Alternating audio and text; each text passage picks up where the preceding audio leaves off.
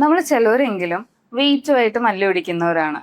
നമ്മൾ ഈ വെയിറ്റ് കുറയ്ക്കാനായിട്ട് കഷ്ടപ്പെട്ട് ഡയറ്റിങ് ചെയ്ത് എക്സസൈസ് ചെയ്ത് കുറച്ചാലും കുറച്ച് നാൾ കഴിയുമ്പോൾ അത് പൂർവാധികം ശക്തിയോടുകൂടി തന്നെ തിരിച്ചു കയറാറുണ്ട്. ഇതിനൊരു കാരണമുണ്ട്. നമ്മുടെ ഫാറ്റ് സെൽസ് വണ്ണം കൂടുന്നതനുസരിച്ച് ഈ നമ്പർ ഇൻക്രീസ് ചെയ്താലും പിന്നെ ആ നമ്പർ കുറയത്തില്ല, അവരുടെ സൈസ് മാത്രമേ കുറയത്തുള്ളൂ.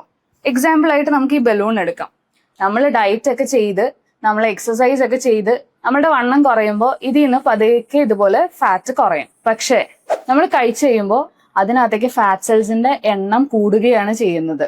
പക്ഷെ ഈ ഫാറ്റ് സെൽസ് പിന്നീട് ഒരിക്കലും നമ്മൾക്ക് നാച്ചുറൽ ഡയറ്റിങ് അല്ലെങ്കിൽ എക്സസൈസ് വഴി കുറയ്ക്കാൻ കഴിയത്തില്ല. സർജറീസ് വഴി മാത്രമാണ് ഈ ഫാറ്റ് സെൽസിനെ പിന്നെ കളയാൻ പറ്റത്തുള്ളൂ. ഇതാണ് ഒരു മെയിൻ കാരണം. നമ്മൾ ചെറുപ്പത്തിലേ തന്നെ നമ്മളുടെ ഹെൽത്ത് നോക്കി നമ്മൾക്ക് വെയിറ്റ് ഒരു ലെവൽ കഴിഞ്ഞ് കൂടാതിരിക്കുക എന്നുള്ളത്. പ്യൂബർട്ടി കഴിഞ്ഞ് കഴിയുമ്പോഴും ഈ വെയിറ്റ് ലോസുമായിട്ട് എന്നും ഒരു ബാറ്റിൽ തന്നെയായിരിക്കും. മെയിൻ റീസൺ ഈ ഫാറ്റ് സെൽസ് തന്നെയാണ്. അവർ എത്രയൊക്കെ ഫുഡ് കൺട്രോൾ ചെയ്താലും എക്സസൈസ് ചെയ്താലും അവർക്ക് ഒരിക്കലും ഒരു നോർമൽ വെയിറ്റിലോട്ട് തിരിച്ചു വരാനായിട്ട് നല്ല പാടാണ്. എന്നോർത്തത് ഇമ്പോസിബിൾ എന്നല്ല, അവരുടെ ലൈഫ് സ്റ്റൈൽ ചേഞ്ചസും കൊണ്ട് ഇത് പോസിബിൾ തന്നെയാണ്.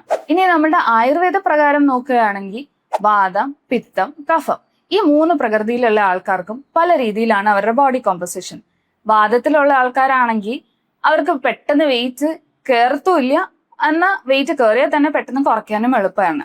പിത്തത്തിലുള്ളവർക്കാണെങ്കിലോ എത്ര ഭക്ഷണം കഴിച്ചാലും അത് പെട്ടെന്ന് തന്നെ ദഹിച്ചു പോകും.